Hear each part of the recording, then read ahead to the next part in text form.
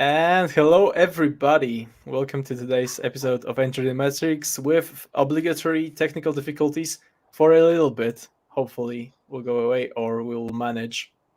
And this one, we have Brian Seipp with us, the one and only Orc player, Guard player, Eldari player, whatever actually he does. Who knows? Can't And tell what he will be playing in the future, maybe we'll learn. Yeah. So, how was your guys' weekend? I know you've both been to the ITT International Team Tournament in England, one of the grand UKTC events. Brian, you with Ignite, I believe, took first, and the Team Extinguished did not extinguish Team Ignite, from what Doesn't I've live up to the heard namesake. and seen. And We tried. Nighton was part of that team. So, Brian, how was the whole team experience in the old meta? What have you brought to the table as Team Ignite?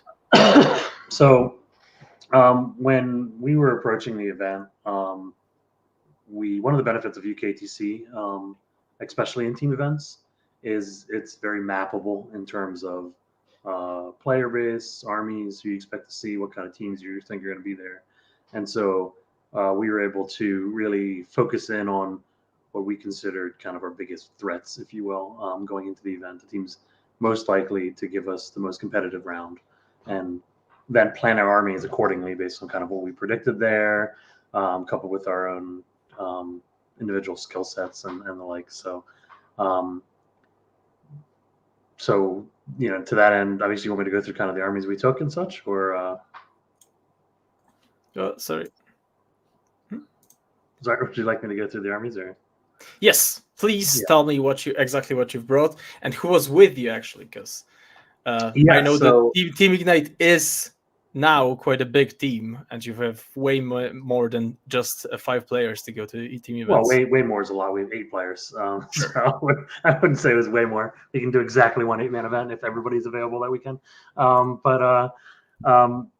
The event was actually the original team that we were going to be sending was myself, Chris Radford, Liam VSL, Vic VJ, and Boris Mitchev.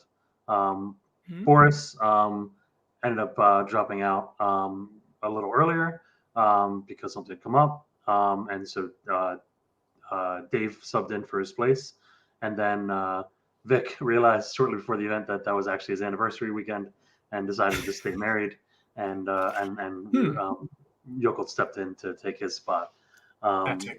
And so, imagine doing that instead of playing 40K. And that's the priorities, man. It's really made me question his team membership.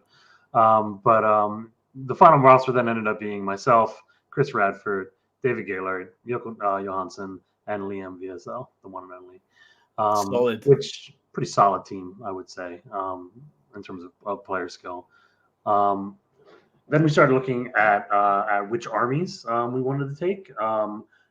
For me, I wanted to kind of stay in my wheelhouse for. I'm applying for Team USA this year, and so there's kind of a wheelhouse of armies that I'm kind of looking at, which is largely kind of Votan, Guard, and Orcs. And so I wanted to kind of try to stay in that relative space if I could. And so that's where Guard ended up being kind of pretty quickly the army that seemed to be the best fit for what we were predicting. So I ended up on Guard. Just kind of classic Kazarkin tank commander artillery build. How many artillery pieces have you brought? 4. 1 Basilisk, triple Manticore. Just the best kind of Warhammer. And then we had Death Guard from Yoko. This is an army he's been playing for a little while. He quite enjoys them. I think they're quite strong as well. Was that the triple brigand list? Yes, so it's kind of built off of it might even be exactly Liam's build when he was playing them, which is triple brigand, some demon allies, and then a lot of mechanized plague marines. And it's an incredibly powerful list that has access to fight first. A lot of tools that make it a nightmare into a lot of armies that were kind of towards the top of the meta at the tail end of that last battle in dataslate. So it was a good fit there, I think, as well. Dave is our resident robot boy, so he took the Terminators in the form of Necrons. Um, he took a list which was interesting. It was Hypercrypt with a monolith. I think he took some initial inspiration from Matt Laura's list. He tried it out and then made modifications to try to make it a little bit better. And How many Catan? I think that's the um, biggest question in Hypercrypt right now. I think it was two. I think it was the Just two two. names. Okay. Yeah, he only had 2. Yeah. Interesting. He had like a big brick of destroyers, a bunch of immortals of fire and fade, Mhm. the monoliths, the 2 Catan, and then a couple solo destroyers and stuff like that are doing scoring stuff. Liam took a what I would call a Liam and/or Duda special for his Yep. Eldar I've seen army, that list. which is just a pile of crap that somehow gets 20s. Nobody knows how it works. It just does. So it's kind of Falcons, troops, fire dragons, small aspect war squad, just MSU kind of Eldar. Weirdly, he had kind of designed it, submitted it before the balanced data slate, and it's doesn't change at all really in the balanced data slate. Yep. You just run it straight up. Imagine playing Wraithguard. Yeah. Imagine in 2024. Come on. Pretty Spinners. cringe, Come on. I think. Yeah, it's not where you want to be. And then Chris Radford, who is kind of a resident Marine expert, decided that he wanted to try something a little bit different and try the Curse Cultist build for Chaos Space Marines. He had put in some reps for it, felt confident in it, and I think he did quite well over the weekend with it. And I think that's everybody. Liam, Dave, myself, and Chris. Yeah, so that's kind of our Awesome. our team makeup, which we felt paired up pretty nicely into what we estimated might be taken by Extinguish, maybe what War Masters might take. We wanted to make sure we had game into anything we could play, and we weren't going to get pinned with anything. That was kind of one of our priorities too. With 5-man teams, I think it's easier to pin things than say in a larger 8-man structure. Definitely, you cannot. There is no way you're covering every base. I mean, you can get close to that, but sometimes you just miss the mark or come against an army or something that just has no answer. For example, way harder in 5-mans than in 8-mans to build a cohesive team like that. Right, Nathan? What about Team Extinguish? Who was with you, and what did you bring? So we took predominantly like a Team England type team. We had myself on Chaos Knights. We had my brother, Josh Roberts, on Necrons, just after his Nottingham GT win with Necrons. Then we had Tony Chu back on his Eldar. We had Manny on his CSM Curse list, because it was kind of like one last outing with what is his kind of strongest list. Obviously did well at Worlds, etc. Yeah, quite well. I've heard. Yeah, he did all right. He did okay. Yeah, did okay, and did okay at ITC as well. Then we had Innis come join Team England special. England, yeah, but obviously our stat check counterpart, and he was on the Black Templar Vehicle Horde. Yep, the Iron Storm, right? With yes, like fucking Gladiator Reapers and such. Yeah, so we took a pretty standard kind of. I think we took 4 of what I would pre-data slate, 4 of the top 5 lists. We took Marines, Necrons, Eldar, CSM. The only one we didn't take was Sisters. I didn't think I could get enough reps on Sisters.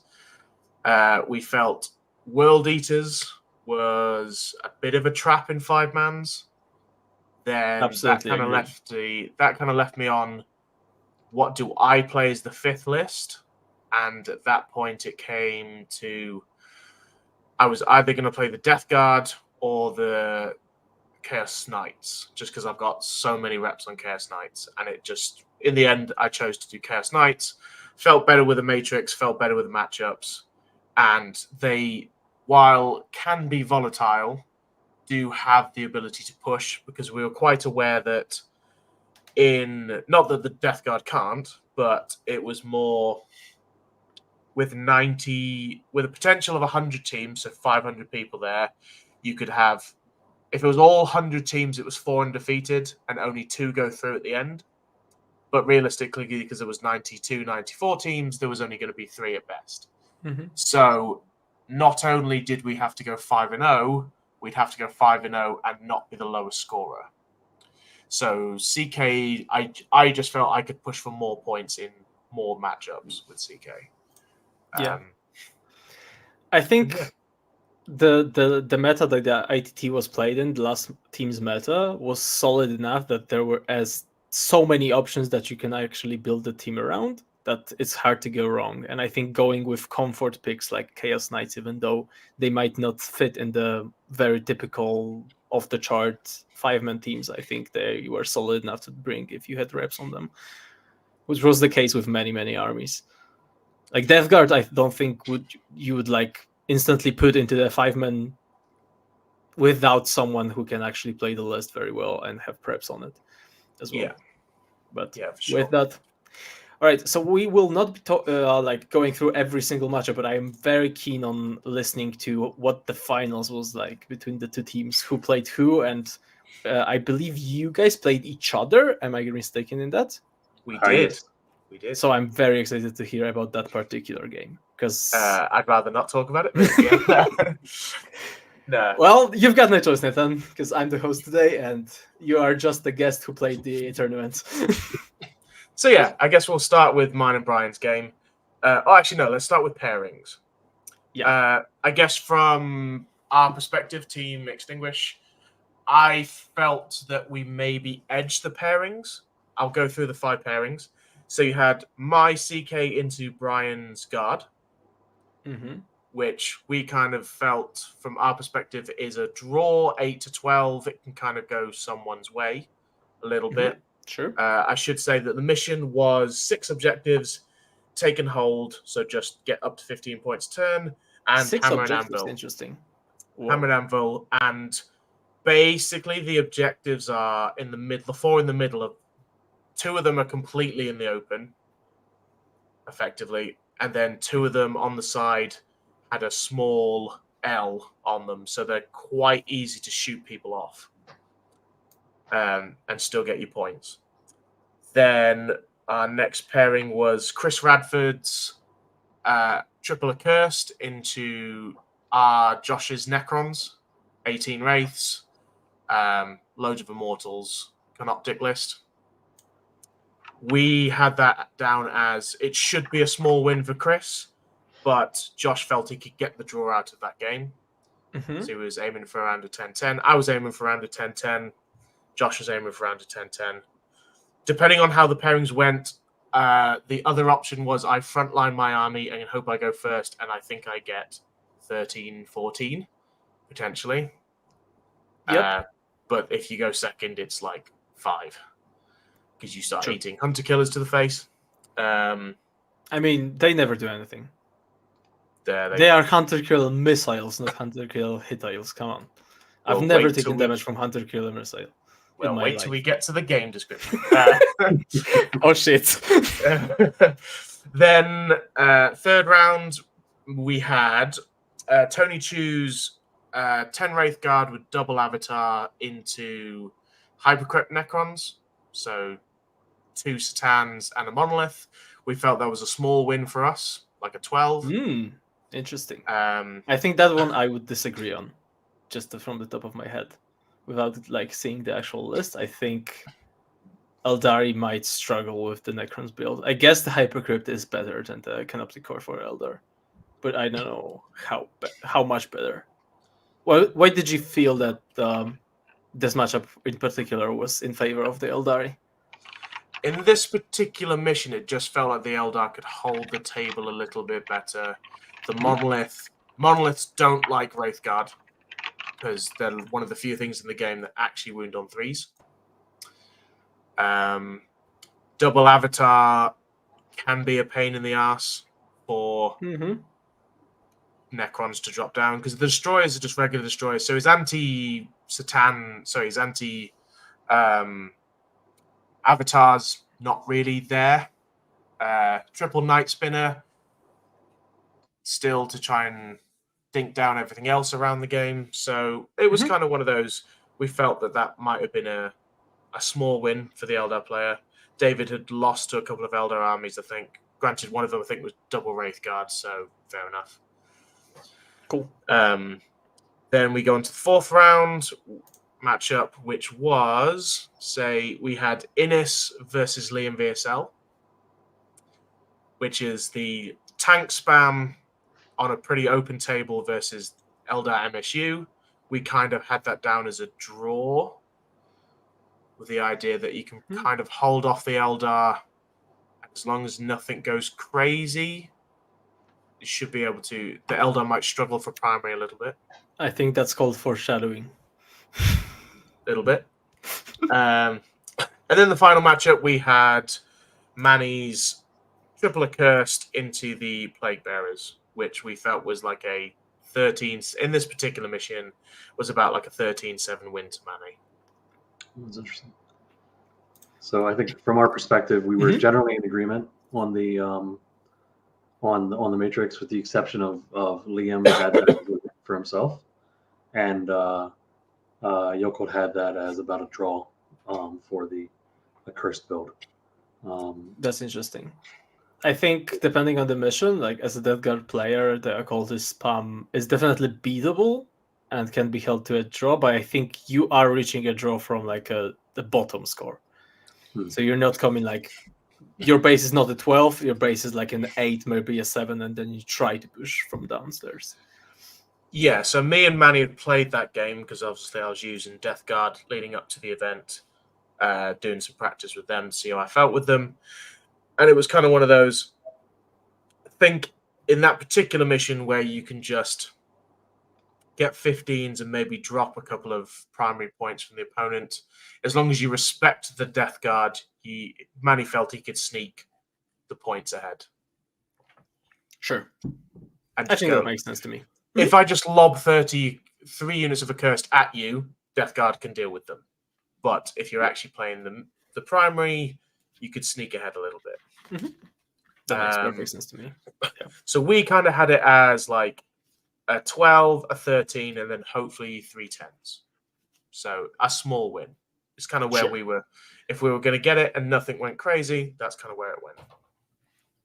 Now, what did actually go wrong for the Extinguish guys to not extinguish the Ignite? I believe the 2 swings would be the Innes game, right, into Liam, which ended up in a 14-6. Correct me if I'm wrong. Yeah, 14-6 to Liam in that game. Innes had to shoot off because he had jury duty the next day. So if he missed his like flight or something back to Scotland, I think. It was a night bus. Don't worry. Oh, was it a bus? Was it? Okay, it's like an overnight bus back to Scotland, which for everybody who doesn't know, that is probably like 10 hours. Pleasant is what it is. Yeah, great. It's a trek. So he basically shot off. Understandably, and those two are the fastest 40k players in the West. I can believe that. That game must have been fucking insane.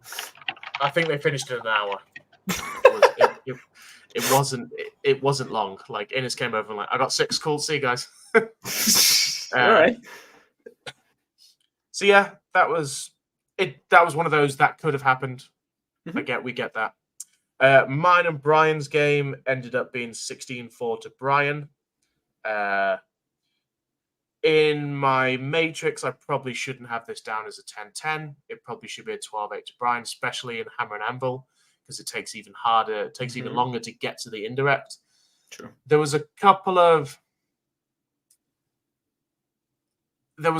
moments where I think it was basically it's turn 2 where he dropped 4.5 knights, which kind of just set the tone a little bit, where it was if he drops like 1 and damages 3, or say drops 2, I'm in a very good position in this mission. But dropping 4 just meant that those 2 other knights that dropped lost me 10 points of primary, and were also in very good positions to go and do other things, as well as dropping me, bring it down. Like, I'm not saying he wouldn't. You're obviously going to get 20 points to bring it down. It was just it's that little bit of volatile attrition that's can happen to CK, and unfortunately, it just happened in this one. So it ended up being 16-4. It wasn't like crazy out of the realms of possibility. There was a couple of things like a Manticore went, just take 4 saves on that night, and Brian just turned to me and went, just fail all 4 of those saves, and I was like, done. Rotated as well, and I was like, oh fuck. 1, 2, oh, 3, the worst 3. feeling. You never rotate. You never do. It doesn't do anything ever. But it was literally, it's a brigand right in the middle of the table, able to then do something really important next turn. So, I rotate. And it was like 3, 3, 2, 1. And I was like, shit. That's yeah, like my general impression from the round or from the game with Nathan was that it's a swinging matchup. yeah. He doesn't hit his saves, it goes poorly. And then you couple that with the fact that it's a hammer animal deployment, and I went first, and that kind of kicked the score up more. So I had it as pretty drawish as well, because sometimes they make their saves, sometimes they roll 1 on the number of shots. It's just like things you can't really control. Yep, But shit happens. Shit happens in 40k all the time. I still remember my Magnus being fucking zeroed from 15 health with -1 damage at WTC from 2 basilisks shooting at him. So I know what can happen against the guard, right? Actually, I had the experience. One thing that did happen in the event, and we obviously won't talk about the other games, but one quite funny thing is I was playing Mike Porter and his World Eaters in the first round, and one brigand walked over and I was like, there's no point putting 2 melters into a Pawn Berserker unit. I'll put 2 melters into into Angron.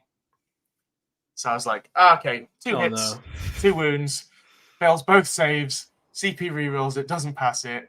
And I was like, okay, so that's minimum 8, and then I need to roll 8 on these 2d6. And I rolled a double 6, and I was like, take 20 damage. And I was like, oh my fucking god, that's rough. That's also, I think, a good matchup for World Eaters, especially. I think it's most a draw. Circuses. Ooh, interesting. I've played Manny, who is a very good World Eaters player, and I think it's been 10-10, 11-9, and 11-9 to him. Nice. You have to just really, really temper your trades. Mm-hmm. That's true. And then again, it's the volatile aspect of if it's a 3-man 8-bound unit or 3-man exalted 8-bound unit, does it kill that knight or does it not kill that knight? If you're then going to trade 2 units into a knight, then I'd pick up 2 8-bound units for one of my 12 knights. I'm happy. Mm-hmm. So it becomes the trading game. But then going into the other pairings, we had Josh Roberts into Chris Radford's CSM, the Triple Accursed. I don't quite know what went on in that game, but actually Josh came away with a 15-5. Which is quite impressive. Yeah, that's a very good score into that build. Yeah, I think it's a little bit of the Immortals. Josh has got the 30 Immortals all with the exploding. Mm-hmm. They do start popping off. You can lob like multiple Wraith units in, and they do maybe take some of the primary off. I'd have to look at the scorecard and how it went that way. I know a little bit of it was Chris Radford timed out, so we kind of had a team meeting. Some of our teams said, well, if it's a clock out, it's a clock out, because that's the discussion they'd had with their opponent. But I think like me and Brian were stood at the side being like, don't clock him out. Like, we need 31 points from 2 games. It didn't look like that was happening. Just play the game as is. Mm-hmm. Like, sure. Yeah, it's a game of toys at the end of the world, at the end of the day. So I mean, it's always like situational dependent, and I think it's very good to have that communication line between teams and captains to actually decide what to do, because clocks are clocks. They are there for a reason as well. So using it sometimes is absolutely required to finish, for example, a game of time. But yeah, because like Josh only had 11 minutes left on his clock. So yeah, exactly. It wasn't like it was Chris had timed out and Josh still had 45 minutes. But then so that ended at 15-5 to Josh. So that was quite good. We had Tony play David Gaylard's Necrons. That ended up being 10-10. David was very sporting in that game. I think Tony was just exhausted and was a bit flustered and making some silly decisions. Not silly decisions, as in was like a little bit out of practice with the way he was maybe operating in the game, for not like being as clinical as maybe as he should be. But David was very nice about it and actually still played the game the correct way. So that ended up being 10-10, which is fair enough. I think had Tony played the matchup maybe a little bit more, he might have been able to know where to push a little bit, maybe, because I think there was one point where he maybe could have gone and got 11 or 12. But again, to come out of that game against Necrons 10-10, still good. It's a decent result. And then the final game, Manny versus Joachim. Jokel, sorry.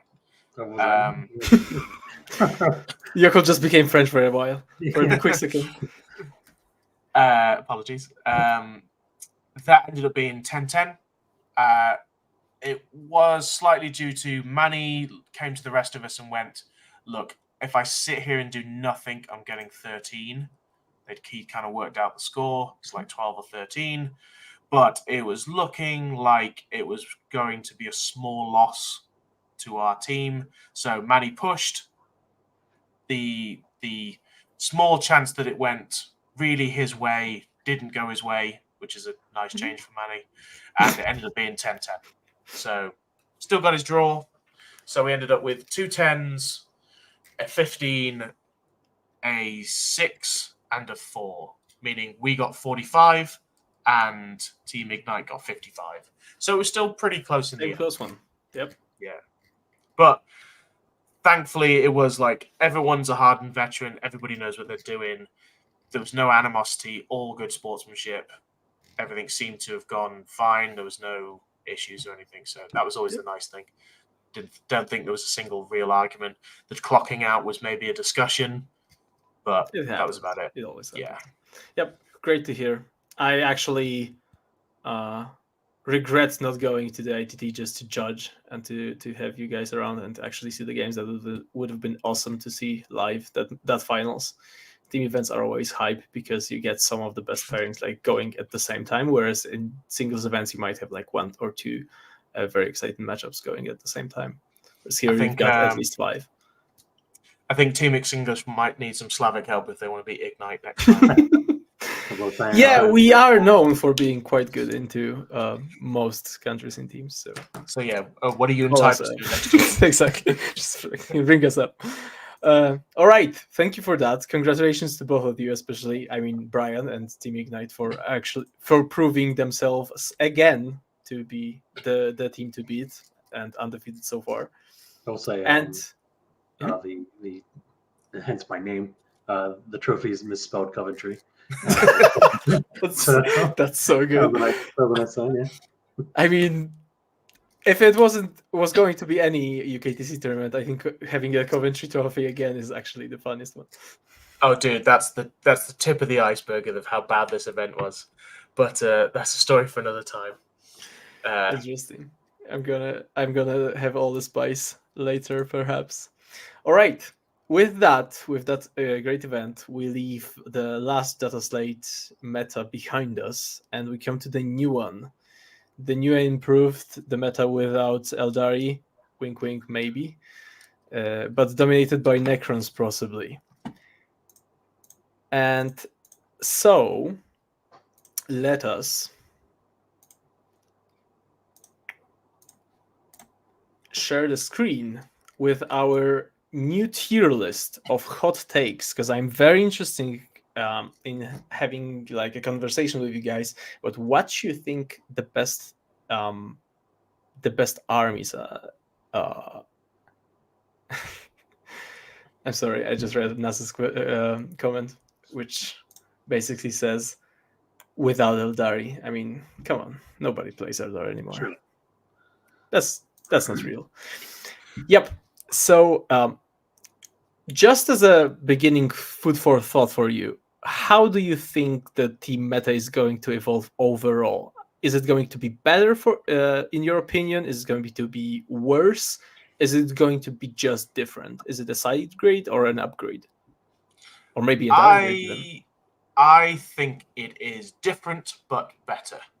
I Hmm. think there will be, over maybe the last tier list we did, I would hope to see, and I think there will be a little bit more in the A and B categories, which are the armies that you would probably potentially see in a top 8. I think there'll be possibly a couple less S tiers. I think, like, without spoiling it, I think there's only maybe 1 or 2 S tiers right now.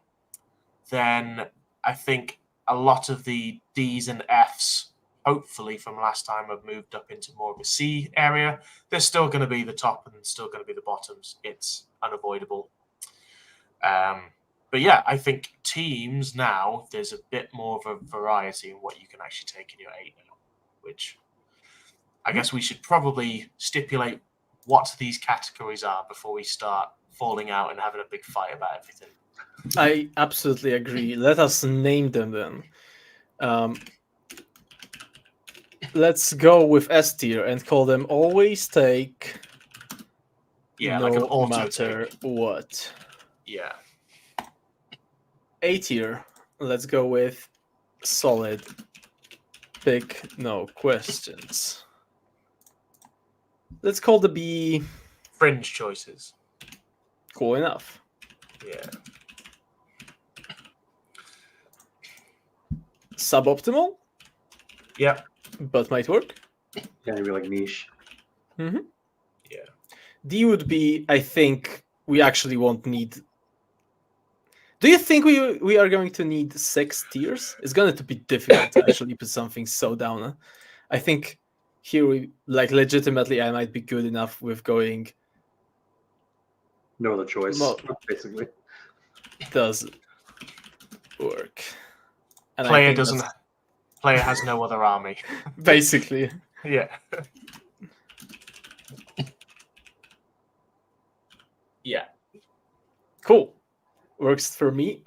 And to start us off with, we've got a one that is very interesting to me. I wish Typhus was here to talk about more about the sister changes, because it is Adeptus Sororitas. They did get hit a little bit, mainly I think with the Saint Catherine nerf, which doesn't allow you to put fucking 12 ones and turn them into automatic fucking lethals. Still solid though, and even though they got hit a little bit in the whatchamacallit, the guys with the flays are called the flagellants, thank you. They got a little bit of a nerf drop, a little bit of a points nerf, but overall very solid still. What do you guys think? Yeah. For me, oh, sorry, go Brian. No, Brian, please. I was just gonna say, I think they're still an excellent army. I think that they just put so many units on the board that have the ability to score and run around that they're one of the best MSU armies in the game in terms of scoring and just blunting maybe stronger armies or armies that are trying to push. I think they're one of the better choices for teams for that exact reason. I will be, for now, I think putting them in this A tier of ours, I think is very fitting. I think they're an absolutely excellent choice. And any disagreement, Nathan, on that? No, I think they're definitely there, if not the top of there. Mm-hmm. Yeah. Agreed. Custodes. Custodes is a difficult one, as in, I think they are absolutely amazing right now. I think we've come first. They are an army that has a very specific task in metas. And metas with good Custodes usually cause me a little bit of a pain because that army is swingy as all hell. And most of the time, that swing comes from Custodes players just refusing to die because 4-up saves were made to be taken and saved, which causes a lot of fucking grievance after the games where you estimated a green and then you come out with 3 points because just they refused to die. And I personally hate that. I think currently, legitimately, for me, I would put them over here. Just with I think they are an absolutely ridiculous pick with the meta that has. So we started 10th with the baseline of melee doesn't work, it's doomed, and Custodes absolutely crushing melee armies top right center. And then they got bad, melee came back, and I think we are a little bit back to the same space as we were, where melee armies will struggle just because they need to, and they might encounter Custodes in the pairings, and protecting melee armies from Custodes might prove to be a difficult thing. What do you guys think? So for me, I would. I think last time we had them in mostly don't work because they were just take a massive points dump on them, and they were awful. I would definitely put them in solid pick, no questions. But I can definitely see the shout for them now as a very good anti-assault list, as well as they, with certain players, can be a good enough put forward in some games where you go heavy tables, try and dig me out. I'm so good at scoring. They showed at the WTC that they were actually one of the more, well, not the highest scoring list, definitely showed that they almost always came away with good points. Brian, what do you reckon? I mean, I'm with you guys in terms of I don't think they go any lower than solid pick. Do you always take them? Because I think I do, but it's interesting. I don't think you do. I feel like they were better than people gave them credit for before the change, the data slate change. I think they were largely abandoned, probably prematurely, and they've just gotten better. And to your point, given the kind of makeup that we're going to probably expect to see here in the 8th, yeah, I think so. I mean, I think they're either at the very top of solid pick or in the always take. So I'm comfortable with that. Sure. I will then move them over here if you guys are more comfortable with. I think they are absolutely a solid choice as well. Maybe if you don't consider them to be out of take, we can just leave them over here. Next up, Admech. I'm going to do that. And do we have any more comments about that army right now? For me, yes. I'd say they're suboptimal, but might work. There are some lists that are inherently very good at scoring. It just kind of has a damage output issue. It really does.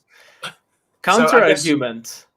With that many armies currently being viable, would you ever pick that one that scores well but doesn't kill over any of the other builds that you can possibly do here that have the same role of just score pretty well, don't do as much damage, and don't push scores? Yeah, you're right. It mostly doesn't work. Sure. Yeah, fair. That would be my counter argument always would be, sure, they might work, but why them instead of any other option? But say the WTC was next week, I think we would see of 32 teams, 4 or 5 people took Admech. I would even say less, but I've been wrong before in estimating how popular factions are. All right, let's leave them there where GW decided to leave them there, actually, with the data slate, so we won't argue with their choices. And now to the spicy one. I'm just here, and I want to see your arguments of what is the Eldar role in the team right now. I don't want to listen to if they are still good, because I know for a fact the MSU build that Liam played, for example, is basically the same and it's still awesome. But in 8th men specifically, what is the role of Eldari right now? So for me, as in, you don't want me to say where I think they go on this list for now? Yeah. Okay. So they still have fantastic scoring. The MSU build is still probably going to get 40 points on cards. Mm-hmm. If you can build in a little bit more primary control, that's great. Things like warp spiders, hawks, harlequins, falcons, star weavers. There's so many units in that book you can't nerf it all. they all still, for their points, pump out so much damage. You've got so many like the list Liam took hasn't changed at all.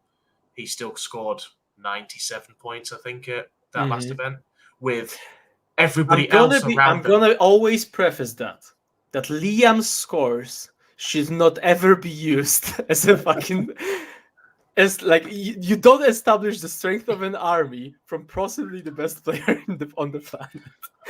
So, but you do have to account for what their top threshold is. Yep. I think their threshold is absolutely magnificent still. I won't argue with that. I think that while some builds of Eldar obviously have been eliminated, and that's opened up some holes in their game. A lot of what made them incredibly powerful against a lot of the field, what they still have. They have the ability to be deterministic when it's critically important. They have the ability to be really fast and elusive. They do a ton of damage with a lot of small units. They're hard to catch. I mean, they're still doing the things that Eldar do. I think that a lot of their matchups are still excellent, and that hasn't really changed. So I think they're still a pushing army. I think maybe they're just not pushing into literally everything, but I think they're still a pushing army. That's quite strong. Because my take is, I think Eldar are still very good. I struggle to find them a very specific role, as in like look at the meta overall, like prepare your first estimation pairing, and then say you need Eldar to counter that and that and that army, for example. I don't think they do that anymore. And most of all, for me, they are way easier to play against now without the Incarn being such a pain in the ass defensively with his jump, and with the Phantasm being so like a d6 random move instead of always 7. I think that is still a huge, absolutely huge change that will make playing against this army easier. What do you guys think?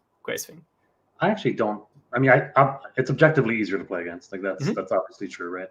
But I actually don't think that the drop off is as significant as it seems. One of the calculuses you always made when playing Eldar is, do I want to fire and fade here, or would I rather just spend a CP the Phantasm? And all you're doing is inverting that, right? You're saying, okay, now I'm going to be firing and fading instead. You can still get a lot of value with the infantry MSU out of Phantasm because your bases are less than an inch, 25 mil, so you can jump to the other side of a wall deterministically. That hasn't changed. I think that while it's a little easier to play against Eldar, I think that a lot of people at the state of where the meta was, considering how powerful they had been for how long they had been powerful, people had figured out how to play against Eldar. They became used to it. So I don't necessarily think that the loss of those tools dramatically changes their ability to play into the field. I think that it simply changes how they approach those games. But I think they're still able to do all the things that made them a nightmare for people to play into. They just have to do them in slightly different ways, in slightly more maybe conservative ways than they did before. Nice. I like those takes. So where do you guys put them? I'm very curious. I actually think they still go in always take no matter what. I agree. If you have a really good Eldar player, everybody else I'm going to tell you what. For our team compositions that we've been cooking up for like 5-man events, they have not made a cut for a bit. And I'm serious with that. But I think they make 8. Always. Sure. I disagree. But I am absolutely outvoted here, and I'm fine with that. With the less indirect in the game now, and you haven't got a curse. I see your arguments, and I think they are absolutely solid. But it's I think for me it's the matter of like all the choices that you actually have, and there are so many that you require an absolute specialist to take that army instead of it being always the pick. I think an average Eldar player is far from optimal choice in an 8-man. That's my take. But I'm outvoted and I'm leaving them there. I think that's absolutely fine. Let's move on to guard. And my argument would be that army is the strongest army in teams like straight up. That's my opinion. They have counters. They are not going into every single matchup, but I think they are a nightmare to deal with, and a nightmare that you must be always prepared to face. And your team comp must be absolutely teched into guard, because if you don't do that, if you find yourself without answers to guard, you will get absolutely demolished. Yeah, I actually fully agree. Like, say for example, Brian, how much did your list go up? Like It went up 90 points. 90 points exactly, because I can largely just drop one of my 3 Kazarkin squads and have the exact same list. Play slightly more conservatively and better with my Kazarkin regens, and nothing about the list changes. Exactly. I think it even got better because of the orders now working from reserves or transports, so you can actually a lot of really tanky things you can do. Exactly. So it even increases the skill ceiling, I believe, of the army. You can do some absolutely nasty stuff with that. I think the army is extremely good. I also, playing it over the weekend, I feel like the army is, the floor is not that hard to play guard, but if you are good with guard, then it's extremely hard to play into them, because if you're there are 1 or 2 times where I made a small mistake that had a cascading effect, which if I had more reps with the army and was slightly better with the army, wouldn't have happened. And if those cascading effects don't happen, then I'm getting even bigger wins than I got. And the lowest score I got all weekend was a 15. So it's like the army is bananas. It's extremely good in teams. I completely agree with you. Yeah, like you were the second highest scorer at the event, and it just goes to show, like, when you get somebody with a really good player skill, like Brian separates the Brians from the Nazis, and it's just one of those. Oof. Yeah. Oof. It goes a long way. Okay, I'm going to do something interesting over here, and I want to talk about this army right here, because I believe guard is straight up better in teams than Necrons. And I know that's very, like, I think Necrons are the best army in the game in singles play. I think guard beats them in teams as a choice. I think you always take them. I think we won't have any disagreement here. I think not picking the best army in the game that has so many good matchups is basically impossible. They are the Eldari CSM package, kind of absolutely insane rules, points, and everything. Yeah, I agree very much with that. I think you're always taking them, but I think they're easier to pin and easier to trap than guard is. And even I think in the case of guard, when you're trapping them, it tends to be kind of more of a flippy matchup rather than just a loss. While Necrons have some matchups which are just bad. So yeah, 100% agree there. David Gillard asks us, what is the Necron build, though? I don't think the Necron build exists. I think, legitimately, both the Court and the Crypt and even the Awakened Dynasty, all of them can be played. And I think they have very different matrices, which is interesting. And it's an incredibly powerful tool with that super powerful army to have the choice between the 2 builds, because they have just so widely differing matchups across the board. Which for me is why I think they're number 1. Because I don't think you can build a team for 3 different Necron armies. We'll see about that at Pyre. Brian, do you agree with me or Nathan? You have the final word. I think I'm more inclined to agree with you, although Nathan did bring up a good point there, but I think I'm still want to keep the order as it is. Traitor. Stays as it is. All right, Black Templars. Possibly the best Space Marines. I think no disagreements here. Where are we talking about the Sword Brethren build, or just the fact that everyone takes Black Templars because you get free multi-meltas on here? That's a good question, actually. I think both of these are extremely strong. I mean, you go Gladius, you go the Sword Brethren, and you go Hellbrecht, and you still are fucking smashing face. And I think right now it might be better than the old, like the current iteration of the Lords and Chosens, because they've lost like rerolls to hit and stuff, whereas they didn't lose anything. And then you have the Iron Storm with billion fucking Gladiator Reapers, multi-meltas, and Guardians shooting multi-metals from Crusader squads, which are still underpriced. I think both of these are amazing. I think Yeah, either of those lists, I think, are in solid pick for me. I agree. Yeah, I can see that. That car park list goes up like 60 points. I think you lose one scout squad. Oh So no. it's like, Anyway, so that's still like a really solid list. I think they are the best Space Marines. I think if you build Space Marines for teams, or maybe in general, honestly, you are building into Black Templars because their package is widely the best. Why?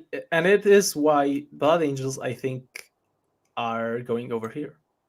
They are good, but I think they are not beating the builds that the Templars present. Yeah, agreed. Yeah, I think I agree. They have some interesting tools, but nothing interesting enough. I mean, they've got the Ball Predators. It's all great. It's not bad, but just the overall package, I think Templars beat them out. Chaos Demons as a solo army, not the allies. That's a difficult one. I am very unimpressed with this army. I think they got a lot of points, but I think the things that they suffered from before, they're still suffering from. The big monsters are just hard to use because they're enormous. The little guys don't do much damage. They don't really achieve much. I think this army is suboptimal, but might work. I think there's other armies that are doing what this army can do much better. Necrons amongst them. I agree, especially that they are just incredible allies for so many armies still. And it's very hard to justify bringing Soul Demons with all of the problems and baggage instead of buffing one of your other choices. Yeah, I think for me they're suboptimal, but might work because I think that Triple Crusher list has some play, but like you say, it's hard not to go. Death Guard wants some Nurglings. CK wants some Nurglings or Lone Op. Yeah, there's kind of like it's hard in teams. That's what's dragging them down. They were in our bottom category last time because they were just so much better as mercenaries than they were as actual standalone army. Like Brian said, trying to move a monster around on actual WTC tables is borderline impossible. But very true. Some people might take them. They got a decent enough points decrease that they're actually okay. And with being able to, now that they fully clarified that you can double stack the or you can like triple stack it, which is fucking hilarious. I don't know why that exists, but holy shit, I have seen it come to fruition once on our testing, and it's just the most hilarious shit. Demons hitting with damage 4. Another secret buff on guard as well is double field of fire. Yep, which is bananas. It's expensive, but it is bananas if you need the AP. Yeah, well, that's technically always been how it's played. It's just the WTC did their own ruling that you couldn't. It's just now it's like, oh, actually, guys, this is actually how it's technically meant to be. So people are abusing it left, right, and center. Like those the four-jawed Necron things, the Aaron Cheenies or whatever they're fucking called. Right? Or something. Yeah, that's the ones. Double stacking them with Immortals is just brutal as well. Yes, it is. Extra AP. Yeah. All right. Let's move us onto the CSM, the big loser. Are we in agreement? I think that army lost the most from all. Like, it by far outweighs what Eldar got. They did, in my opinion. I agree. They got hit the hardest. Because so far, not picking CSM, I think, was a mistake. Not bringing them into the team, even a 5-man team. What do we feel about them now? For me, they kind of go in a bottom of solid pick, no questions. With a slight, maybe fringe choice. Like their bottom top of those. There is still a Lords with chosen in vehicles, Warp Talons, Forge Fiends. While everything is now really expensive, they still do quite a lot of damage. The Cursed build is dead. Which is the big one, I think. It's the especially for teams. That list was kind of a skew build of a sense. Like it wasn't a pure skew like into a horde, but I think its skewiness helped them a lot in teams to find favorable pairings. Yeah. And now that is basically gone. Like, where would you two put them? Fringe? I put them here just because I think this is better. Like Black Templars for me are just the better CSM right now. I think Black Templars are just on a different level than CSM. So in that sense, I agree. I think there's like if you took a CSM build, I mean it's exactly like it says. I mean I could see it working. Maybe there's some design like there's some builds certainly that are going to get some ground there, but I would think like if somebody took Blood Angels instead of CSM, like because they felt like it was better than CSM, I wouldn't have an argument with them. So I think that putting them in the same category makes sense. Yeah, I think you would actually need a very good reason to put that army into the team comp right now. I think there's definitely space for it to evolve still. The rule, like the pacts, are still one of the most broken and bonkers rules that the army has gotten in 10th edition. And in that sense, I do believe there will be some new experimentation in this army, but so far we haven't seen it because everybody jumped off the ship into like other ships because they've gotten buffed and stuff, and they've gotten nerfed, which is very natural for the meta to do that. But so far, with how the thing is shaping up, I would need a very good reason to put this army into an 8-man. I think it might work, but it would not be in any of like 10 or 12, maybe even picks. I think there's still potentially some team builds with maybe if you go back to like the Abaddon with max cultists, everything's still on a 4% run. That is still kind of there, but it's harder to keep Abaddon alive now at 18-inch lone op rather than 12. So it would need a bit of playtesting. The Terminator build might come back into it a little bit, but it's you'd have to rework the list into like one of your maybe 8th choice lists type deal. So Fringe choice. Yeah.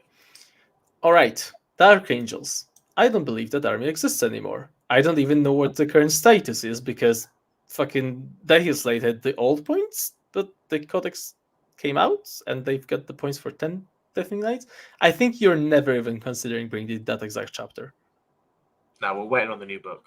Yeah, exactly.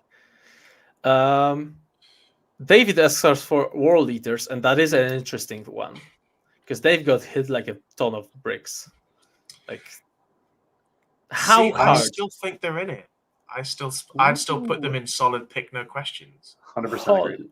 Wow. Yeah, I think that all that's.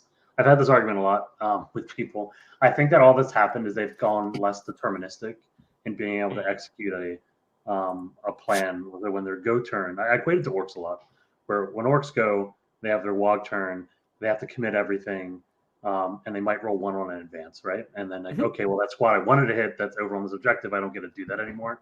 So your score goes up slightly as the opponent, but I'm still doing something. I'm still pressuring you. I'm still doing what World Eaters do.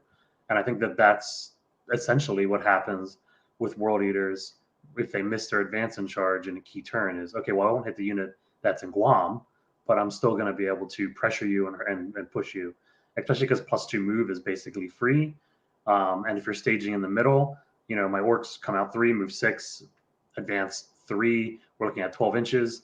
The possessed move 9, go up to 11. They're going 11 inches. I mean, that's very similar to an average advance roll from an orc unit. And I'm able to hit whatever I need to in those games. So I think they're still very much a solid pick, continuing to do what they were doing. And I think they were pretty decidedly a solid pick before. That is very interesting. Nathan, what's your take on them? So for me, they still score very, very well. The only thing for me is this is kind of like the hot take aspect of where are they right now, where if, especially for teams, every team starts taking custodes, then this is what might drop World Eaters back down a category. So if you then say, look at the armies above it, doesn't want to play guard, struggles with Necrons, might struggle with MSU Eldar, doesn't like custodes, probably doesn't like sisters, doesn't like mech, Black Templars. That would be my biggest fucking problem with that army. I think its table is straight up ass. But I don't feel like I think it's solid on paper. Yeah, I think it's solid on paper. But holy shit, its table is gonna look like an autumn fucking great leaves falling over the trees. It's gonna be all like if you get 1 green into your matrix, 8v8 matrix, I think you are golden, and that's the most that you can expect. I legitimately don't see a good matchup for them. Where would you put them, Fringe? I would put them fucking here. Jesus, I'm not okay. kidding. I'm legit not trolling you. And I think this is why it's so interesting to see your thoughts and mine compared. I think they haven't made the team for a while now. They are quite. Once everybody bully start them. like they have gotten so incredibly popular in Poland at one point. Like I was playing them back then in team events as well. Like they were very solid. Like they were one of the best things you can put into the warrior spam necrons, right? That just fucking rinse them, no game whatsoever. So back then they were a very useful tool. They've gotten incredibly popular all of a sudden in Poland, and once everybody realized how to play against that army and some tech choices that you might do, I think the army literally fell on its face. Now they've gotten nerfed, and the meta is very hostile towards them. That's my take. I don't I actually think agree with some of your evaluation of the matchups there, which is interesting. I think kind of like I'm more in agreement with kind of what Dave just said here with that it's a bit flippy into guard. I think there's Necron build and they're good into certain Necron builds. The MSU Eldar builds is just a game. I don't think that they just smash it by any stretch. Custodies, they're a problem. But I think sisters aren't really killing them, right? I mean, they're just it's a 3 like sisters always do. Oh my god! They are killing them so bad. It's not even funny. I wish Typhus was here. Sisters Holy! sisters are really good into World Eaters. They just that one I might be wrong on. I'll concede that one. I haven't actually played that one. But I mean, I think the Black Templar one is a combat matchup, and combat matchups are very skill intensive. And so I don't think that one's that Black Templar have an edge there. They both have fight on that. They have -1 damage. There's some tools, right? So I think. But you didn't put any of those 6s win though. But I don't put them as. I think the worst ones they have is a loss. So I guess that's fair. So they shouldn't be solid. Yeah, top of Fringe. But I don't think I can agree with that. Yes, I think I will struggle to put them into a team, as I've said, but I respect your opinions as well. But a lot of teams will still take them. Definitely, on 100%. Deathwatch doesn't exist, so we can do that. Yep. Death Guard. Always take no matter what. I think they're actually really, really, really solid now in the meta. I think everyone else went down enough that they have. If you're looking at, say, the 6 that we're looking at now, Guard is not fantastic, I guess. But it's not bad. But it's not awful. They're okay into Necrons, depending on the Necron build. Very dependent, I think, on the Necron build. They're good into MSU Eldar. Usually, I found the game that granted I've only played 1 game into Custodes. It went pretty well. I felt pretty comfortable, but that was the max grenades, so maybe that's not. Grenades don't do much actually against them with the 4-up Feel No Pain.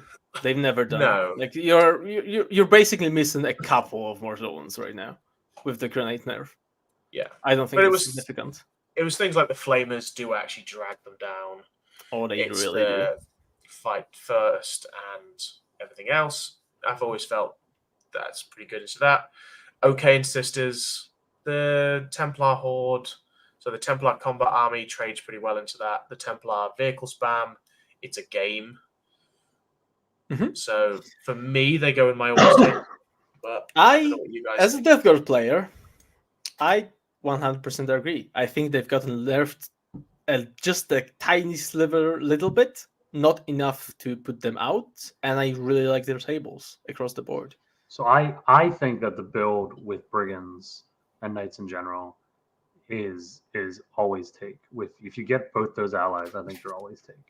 I think that when you lose Chaos Knights, it'll push them down a tier. And so I think where they go depends on where counterpoint. Chaos Knights I think they don't need Knights at all. I like them better without them, actually. Right now, with the Brigands, you are unable to take 3 Brigands into your allies because of the new points. you can't fit 3 brigands into the build anymore because it's more than 500 points. That's not how Chaos Knights work. Oh, they really don't. It's 1 big or 3 war dogs. That's it. It's not. Oh, that's it. points. Cool. So you can Yeah. still do that. Okay, I didn't know that. Didn't realize. The Fair. current build just loses basically 1 plague versus crawler, I think, and then it's otherwise the exact same list. If I remember. Yeah, it's Liam's list. When I counted it, I think it lost exactly 150 points. So you're 1 unit down, basically. But that's Actually, I've been playing around with. I've got games this weekend where I'm actually going down to 20 plague marines, which might be not enough, but actually dropping the rhino and putting a land raider in. Holy! I actually think a land raider is not a bad shout because it actually adds some things. We've jumped the shark, boys. Exactly. it's happening. Everybody takes land raiders again. Yay! I mean, a little bit of spoilers. I don't think that's relevant anymore, so I can share. We've been running 2 land raider crystals for like 3 months right now. It's fucking crazy. it was one of the junkiest, but insane list. Yeah. Right. I think we are fine with Death Guard where it is. Yeah. Now I actually think the most controversial one and the most important one. Do Drukhari fit into the 8-man? Because they've gotten a lot fucking better, and there's no question about it. So they for make me, ever? They're fringe, solid pick, no questions. Like very, very bottom of solid pick. My problem, I've played a couple of games with Drukhari now. Damage output is great, super, super fragile. So your primary score gets tanked in quite a lot of games. They've got some phenomenal strats for it, and Incubi hit bonkers hard. But it's kind of the do you have a lot left by the end of the game? Fly is actually not that great. Transports are kind of difficult to use on some of the terrain pieces. Mm-hmm. So for me, they're say towards the top of fringe choices. A bit like the MSU Eldar, if you have a really good Drukhari player who knows what he's doing, they could make a team. If not, they're probably not going to do very well for you. But they got so much better. I put them at the bottom of fringe, maybe even suboptimal. I think that they just don't. I think they're an excellent army and excellent detachment for a meta that doesn't exist. And I've heard that a lot, and I tend to agree. You know, they answer a lot of things, but like if Chaos Space Marines were still around at the level they were, they'd be excellent, right? But they're not. Play like 1 game against a Catan and then come back to me and tell me that they should be in a team. Right? It's just like I think there's absolutely no questions that the Necron matchup is straight up unplayable. True. Like you never do that. But you're not going into a singles event expecting to play. No, but I don't think there's very many matchups here that are good for them. Mm-hmm. I mean, like what are it's kind of like what we're doing with World Eaters there. Like what are they getting good wins against in this? That's the problem, right? I think I generally agree. That army is made out of glass, or even worse. Like it's paper. It's incredible how fast they die. If you actually don't have that one squad with the arc of Incubi with the Archon who you cannot overwatch. If that one flank has some overwatch pieces and you don't have that exact squad over there, holy shit, nothing is going to save you from Overwatch. Like, you play against any army with fight on death, and that's the same, right? Over. That's right? Fucking Flagellants will rinse through that. Yeah. Anything that basically can punch them and trade with them on their turn, which happens a lot right now, it's kind of doomed. And for what it's worth, I think this is like so cool that they introduced just a detachment and they turned the army from what it was, which was awful, into what it is. This attachment, I just don't think it works right now. Mm-hmm. Sure, but they're not on the bottom anymore, so that's an improvement. Definitely not, for sure. I'm going to tell you one thing. I still like them better than the Eaters, by the way. Like legit. Oh, they're probably pretty good into World Eaters, actually. They sure are. Ironically, yeah. All right, we have GSC, the army that hasn't changed at all, but oh my god, did a lot of change around them, and they've gotten some pretty interesting buffs in terms of rules clarifications. Things like being able to now if you don't go first, deep strike within 3 inches and stuff in WTC as well. I think there's a lot here, but legitimately, I'm gonna be honest, I have no fucking data on them right now. Neither do I. So for me, they're like a fringe. So we don't know. Brian, do you know? I mean, is Meissen playing them? If Meissen is playing them, then I think I'm willing to put them in solid pick. Otherwise, I think I'm putting them. I mean, fringe feels aggressive to me. I think suboptimal might. I think top of suboptimal might work. I think that they're an army which, unless it's in an excellent pilot's hands, is going to struggle. But I'm gonna put them top of suboptimal then. I think they are definitely better than Chaos Demons. Oh, for sure. We have Grey Knights. I mean, and this time I'm gonna start with Grey Knights actually, because I've seen so many fucking people disrespect this army. It's crazy to me. I think nobody good plays them back in your fucking England land and US of A. I think that army is incredibly strong. It has very specific roles in the team. It struggles against some things, sure as hell, but holy fuck, is it useful in pairings to have in hand. And I've seen them perform before the data slate using Nemesis Dread Knights that just got buffed. I've seen people like Leshu put results in with Nemesis Dread Knights before that buff. For me, they go into solid pick, no question. I literally, the day the balance update came out, I bought the rest of my Grey Knight army. I think they're fantastic. I think they are just incredible. Like legitimately, I think they are here for me easily. Yeah. Like where exactly is a very difficult task to say, but overall, I love them. Brian? What do you think? Because you seem unconvinced.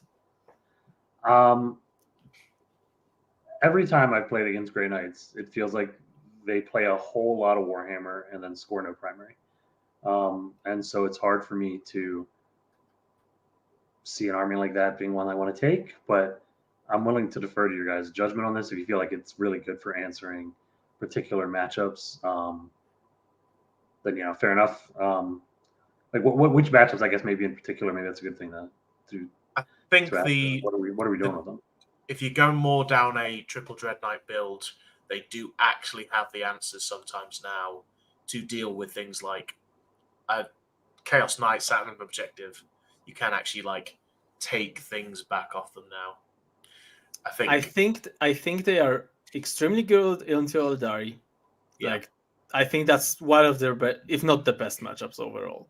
I think their 2-up saves goes very well into Sisters, actually. Yeah. Sisters right now without the huge combo of just incredible amount of multi-melta shots from the Catherine struggle with 2-up save with AOC especially and stuff. I think that's very playable. And overall, any melee army can get absolutely fucked by the way of how Jack Harpster's build at WTC worked. Still works. You think melee armies struggle, like World Eaters and Orcs struggle on the Grey Knights? Yes. Orcs especially, I think. That is wild to me. That's one of my best matchups, I think. So that's really interesting. Okay. I think this is why I wanted to have you both guys on, because it's going to be fucking wild. I actually think that's one of their worst matchups is melee, because of the ability to pressure them on objectives and kill them and screen the board. So yeah, the MSU aspect of Orcs does make it quite difficult to actually do a lot of your Grey Knight tricks. But actually, I played with the Death Guard list into Grey Knights, and I actually really struggled. I think I lost like 12-8, because we do have one really, really good Grey Knight player. And I did actually get a chance to play him, and actually after I played him, I'm like, oh, okay, there's a lot of tech in Grey Knights. Just generally, I feel like any of the uppy downy, as they say, lists aren't particularly good against pressure lists, because when they go up when they try and use a rule, they just concede board position, and then the noose by 3 inches basically. I mean, you deep strike 3 inches and then die to my combat threat the next turn, or no, I just fuck off into deep strike when you move near me.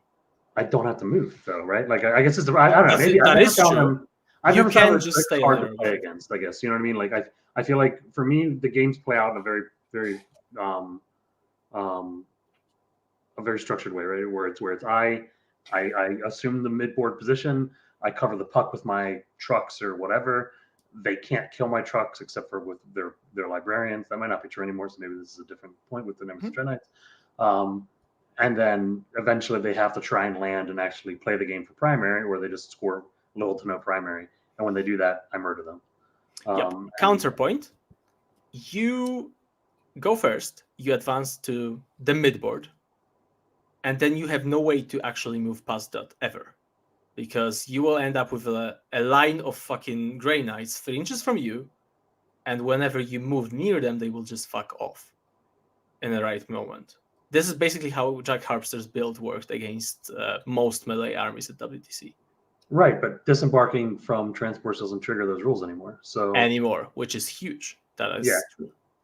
I guess that's fair. Maybe if does that change your analysis then on that? I mean, afterwards, because that's significant, right? That is significant. I think the transports make it difficult. The boxes make it very difficult for Grey Knights. I mean, I think I agree with your other matchups you said were strong, but I think that any army that's as a pressure army in transports is going to be tough for them to deal with. Nathan, what do you think? Do we stick by our guns, or do we submit to Brian's will and put them down into a fringe choice? I'm not even saying they should be in fringe. I think they are interesting. I do think they serve a role. I just don't think pressure armies is it. I think that they have some good. They do some. That is fine, Brian. Everybody has a right to be wrong, as we know. You do get to use your First Amendment. Exactly. Magnus one after Pyra. It'll be fun. All right. We stick by our guns, put them in solid picks. Imperial Knights is not an army. That is Imperial Knights, I believe? Yeah, it's Imperial Knights. Oh. I think that's both, which is it wrong. Was both, yeah. Sure. Let's say that's Imperial Knights. I will just add Chaos Knights in a bit. So Imperial Knights, do we think they have any chance of working now after they've gotten buffs? No, they still suck. Yeah, I agree. I've not been impressed. How badly? Mostly doesn't work. Because I guess no other option are basically armies that just don't exist. I absolutely agree. At this point. Calendar request to zoom in. I agree. I could have done that earlier. My mistake, guys. Votan with their nerfs, but also I think Votan are very strong teams. Yeah, I think they're very hard to push. I think they have a really they have a great passive secondary plan. They have some matchups that are just very good. They lost 100 points. My list already had 75 points. I didn't know what to do with. I think they're still very good, solid pick for me. Yeah, I absolutely agree. I don't think they've changed that much, legitimately. I think they've lost some points, but that's fine. Like the Sagitar for 100 points was absolutely fucking bonkers insane. Now it's very good. Yeah. Brian. Brian. I need to let you guys answer the question if it works. All right, Nathan. What do you think? Is this a real army? Is it just a meme that Brian just pushes every single time he plays teams? So for me, they're probably no other option. But no. For me, I think they're a fringe choice. Again, it's a little bit like how you said, Brian, with the Grey Knights. There are so few good Orc players that I don't necessarily get to see the skill difference sometimes. Whereas they didn't get that much from the balance update. They got a couple of things, but I wouldn't say they skyrocketed either up or down. So for me, they kind of go top of fringe. It's kind of where I would put them. I think they have been a solid pick, and they've stayed a very solid pick. But you do have to need an excellent pilot for them. And see, I will do a little trick right here and ask Brian about a matchup, which is basically squeezing the intel for Pyre out of him, so we'll see what happens. All right. Brian, what do you think about the Necrons matchup? Because I'm very interested, because I've seen all over the internet all matters of opinions about that particular matchup, and I legitimately have no fucking idea right now. So, which version of Necrons? Both. I think let's go with Crypt first. The Hypercrypt, the jumping. So, one. Hypercrypt, Catan heavy, no Catan. Yep. heavy? Free Catan, definitely destroyers, some heavy destroyers with anti-infantry relatively as well. Catan heavy. I think orcs are quite good in that. And so the main reason for that is I think the best resource against Catan is mass, mass volume, low AP, strength 6, maybe lethal hits, that kind of stuff. And orcs have access to that. And so orcs are very good at that. So like a unit of Beast Snagas near Makari is going to shred a Catan in one activation. And so I think that in that sense, they're very good. Also against Hypercrypt, again, I feel like anytime you play a pressure army against a list that wants to go up and down, it's good for the pressure list. I still have that thesis. So in that same way, I think it's good against Hypercrypt in that way. How about the Kurt, though? 18 Wraiths. So that one I think depends on the orc build. I think that some orc builds are.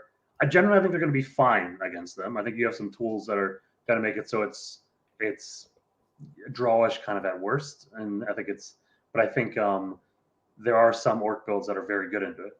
For example, like Sean's build that he played at LVO with the 20-man orc boys unit, very good in the wraiths. They'll one tap a unit, which it's not super easy to do otherwise. And they still have the resources that are really good against Catan as well. So I think you can build to be good in that, but I think the Canoptic build is probably better against a more MSU orc build. But I think it's still like an okay matchup. I don't think it's a bad matchup. Okay. I see them somewhere in here. I don't know where exactly. I think actually trying to make the tiers very accurate in like positioning of each single army is basically impossible right now. We don't have enough data, and I think it's very dependent on the pilot. So I'm just plugging down them right in the middle and calling it done. We have normal Space Marines, whatever that means. I will say the closest that we have to that is the Ultramarines build, the Vanguard build that John Lennon popularized. What do you guys think that places? Probably Fringe. That build got hit hard in points. That is true. I've also heard Anthony Ennis say that it's absolutely still fucking broken, but Fair. I disagree with that. Fringe. I think the list and what it does is really powerful against certain things. And I could see it being taken, but I don't think it's quite suboptimal either. I think it's a better pick than Drukhari and Blood Angels, and CSM in fact too. I think World Eaters might be a better pick personally, but that's just me. But I think I agree. I think their biggest problem is the fact that this army exists over here. Black I agree. Yeah. Tau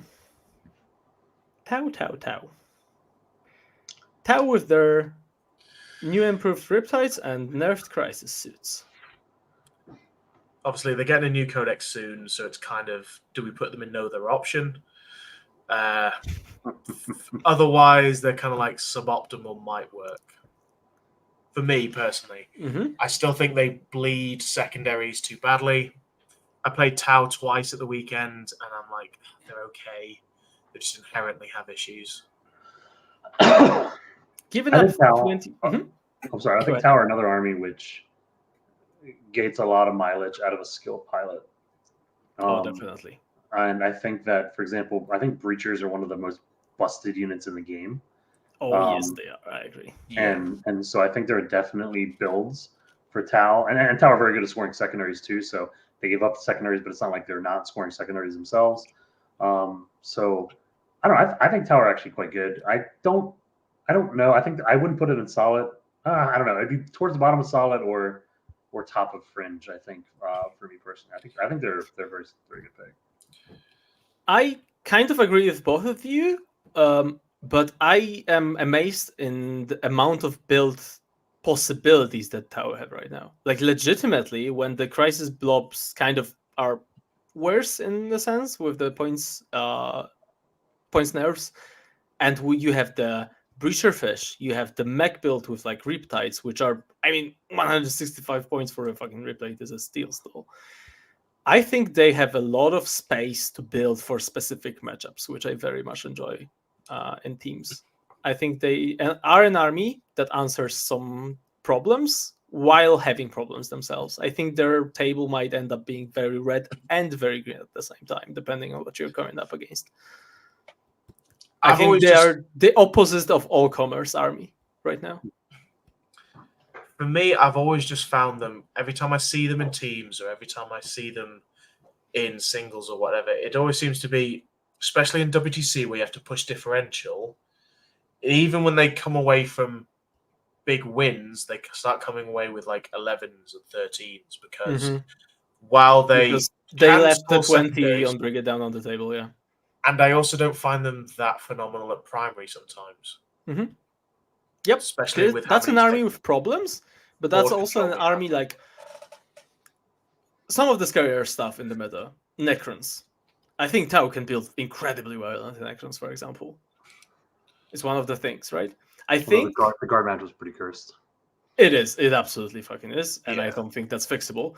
I would be happy to put them top of fringe choices. I think with the right pilot, if you need the tech into some of the armies that you like are expecting to face, I think that army is able to tech into them.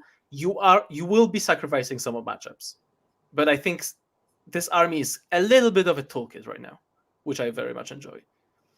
Thousand Suns. I rate them really highly right now, actually. I fucking despise them right now. I think they're really interesting against a lot of the top of the meta. I think they are an army that wins once against every single opponent because they are playing 11th edition, as Anthony said yesterday, and I kind of agree with that still. But holy fuck, every single build is just Magnus, 5 times 5 rubrics with characters in them. And when you lose two squads of rubrics, you crumble every time. It's so like the amount of units that you have is just not enough to play Warhammer for me. I think it requires a really good pilot, right? You have amazing pilot. Yeah. I mean, it's an army which has no fault tolerance because, as you said, you don't have the resources to be like, "Oops, I made that mistake. It's fine. I can play the game with 4 instead of 5 rubric Marines here." But I also think it's an army which has the tools that are incredibly good into this meta. And what they're doing is incredibly powerful. The one of the matchups I thought would be really bad for them, for example, was Astra Militarman. I think it's actually drawish after playing it 5 or 6 times. I think it's fine. Like, and that's Magnus himself can win that matchup. Yeah, I've seen it. He can also lose it if you fucking cannot. Yeah, and you're great against Necrons. I still think you're good against Eldari. You're good against a lot of the armies here. You're good in the works. I think you're just good into a lot of stuff here. Granites is a weird matchup that I won't talk about. Can I just say how doomed this matchup is into Custodes right now? I haven't tried that one. So that's fair. Is it not good? I think now with the change, with the change that the 4-up Feel No Pain works on the Dev Wounds, I think it's so doomed it's not even funny. You will get just fucking whacked. I have seen a couple of Thousand Suns lists now putting a Demon Prince to deal with the 18 Wraith list, and that actually seems to be working quite well. Actually sniping out those characters. Granted, that's the annoying part of Necrons, where you then go, cool, now I'm playing Hypercrypt, and it's kind of annoying. But being able to actually deal with those Wraith units, like we just said, if it's a draw into Astra Militarum, it's okay into Necrons, it's okay into Eldari, it's maybe a small... it's actually okay into Death Guard. It's not fantastic into Death Guard. But... I mean, for me, the problem is this army requires an absolutely the best pilot. I think you need a few people on planet Earth can make it work against good players. I think we are talking like Liam, like maybe Vic. I am definitely not good enough to put the Thousand Suns off right now, even though I played them at WTC, and especially after I've tested some Thousand Suns, even before the change where you cannot realistically take a fucking changeling or the blue scribes. I mean, you can if you want to play 120 points for blue horrors. aren't actually bad, to be fair. That's a statement, which I hate. I'm gonna have a stroke right now because I like just the idea of putting this 120 point unit into your list where you're struggling so much for points is just killing me. And like coming off Death Guard, where you have so many resources to throw each way into Thousand Suns that you just have a couple of pieces, and if you fuck up a single positioning, you're completely dead, was too much for me to handle. But I think the Thousand Suns, like the reason I think they're well positioned right now is that having an army which has infinite damage, which is effectively what that army is, right? If they want to do infinite damage, they will. It is excellent into a lot of the stuff that's currently out there, right? I mean, like into Necrons, particularly, where their whole gimmick is you can't kill me, and then Thousand Suns is bet, right? And then I think that's like they're just so good into Necrons that I think that they're really interesting pick. Do I think they're solid? Probably not. That's a little aggressive, but I definitely think they're at least in the fringe. Yeah, I agree. I am happy in putting them in fringe. I recognize how brutal the army can be. I think it can be only achieved by the best. I don't think they are like there's no always take. There's no fucking way if you don't have a very specialized player that you pick them. And no questions legitimately just doesn't fit, right? Because you need the player to play that army. But other than that, I can see the power. But Nits. I love Nits. Like I love hearing about Nits from everybody. I love listening to Ines and Anthony like say how fucking trash they are. Because I think they are busted good.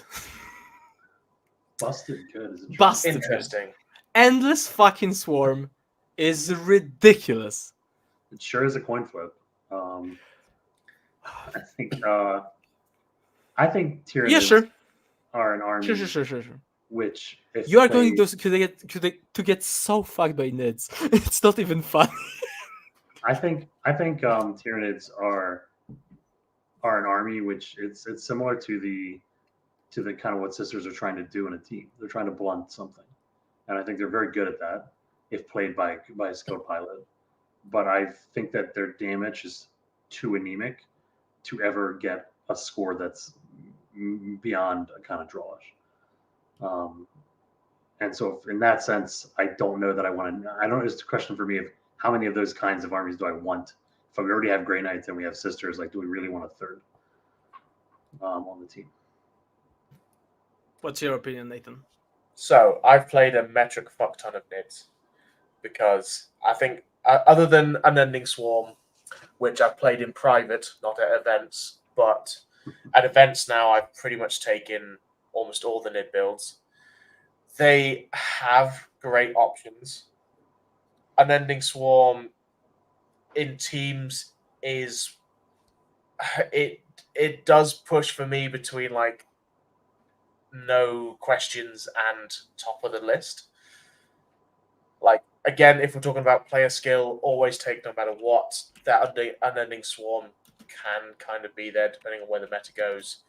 They just have, if everybody's going more geared towards mech armies, and you then throw 250 gaunts at them, plus gargoyles, everything else, it's while they don't necessarily do the damage, people don't have the damage to deal with you. Occasionally. For me, as an overall codex, the problem I have with the Unending Swarm, again, is always going to be that clock and player fatigue. Like, playing that army for 8 games at a WTC is a nightmare. Like, you are going to get towards the later rounds and struggle, personally. So for me, I put them in either top of fringe or bottom of solid pick, no questions, as an overall codex. This time I will not succumb. This time there's no fucking way. I've seen too many Nid games that go just.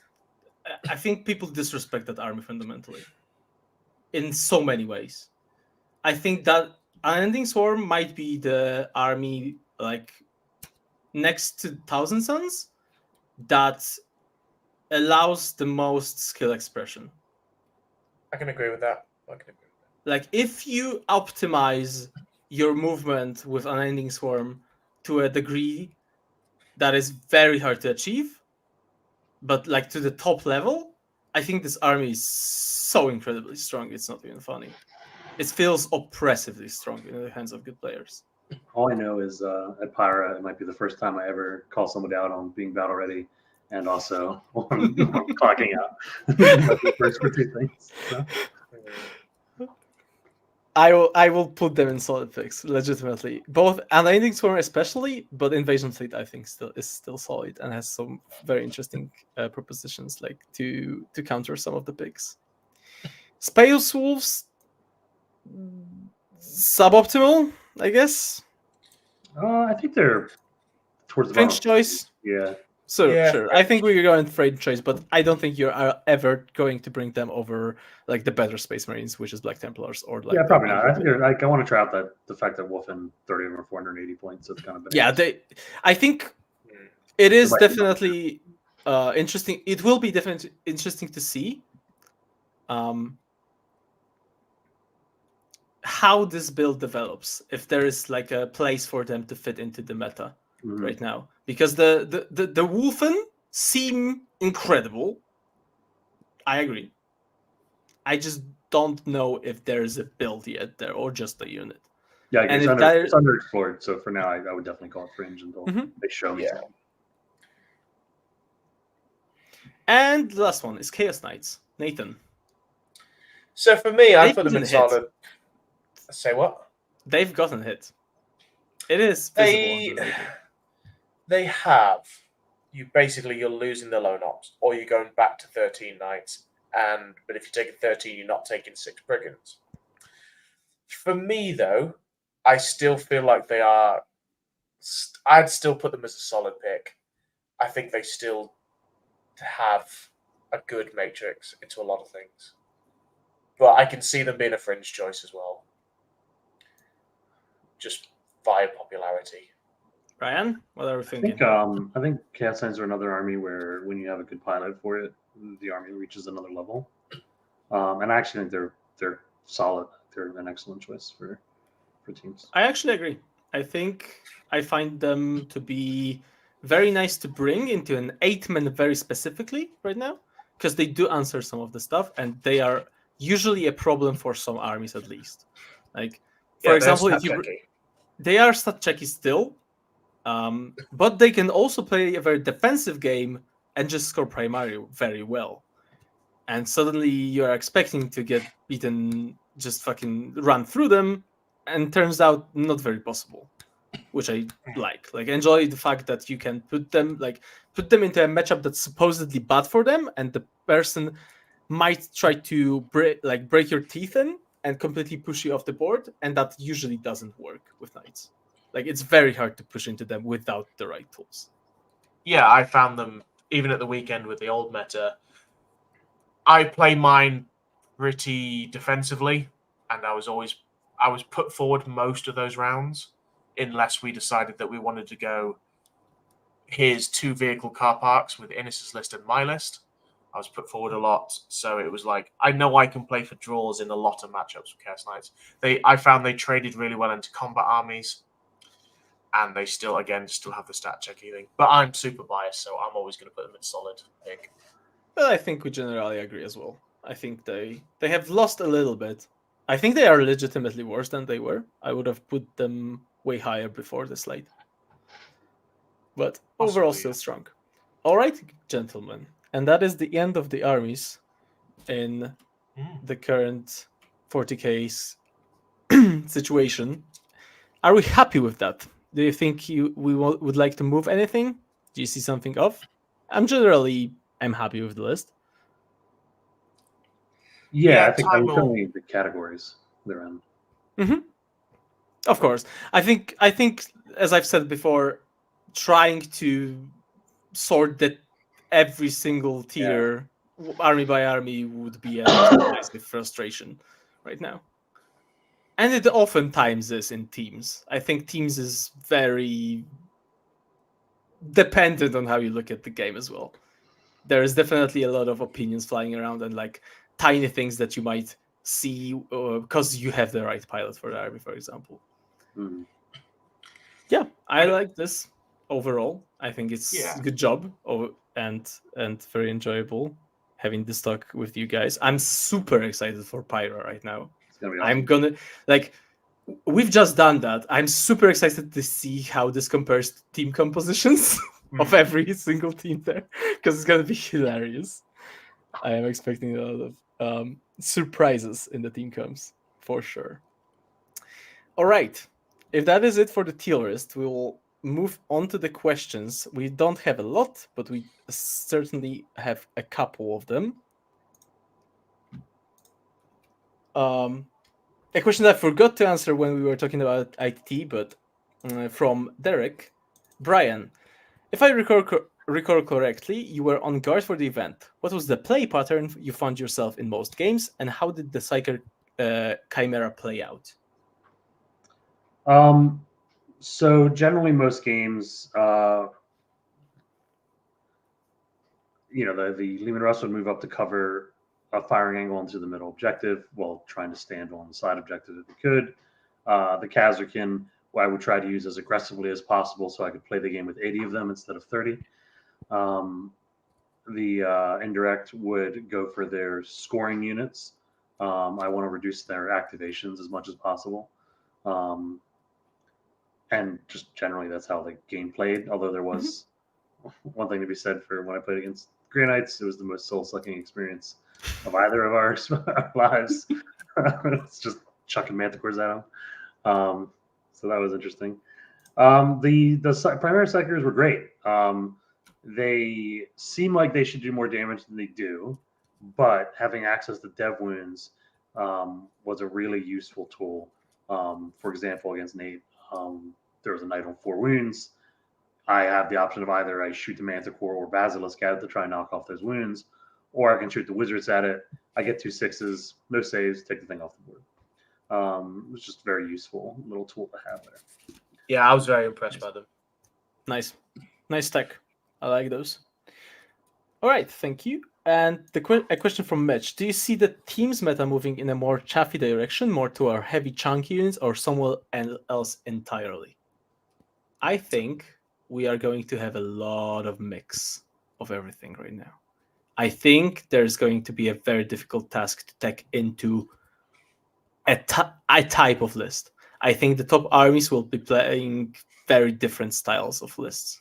I think like the guard is a little bit of a, of course, no loss shooting, but you've got mechanized infantry, some Liban Russes maybe there, a lot of chaff. So let's say MSU Necrons might be like the Kurt is a very blobby kind of thing.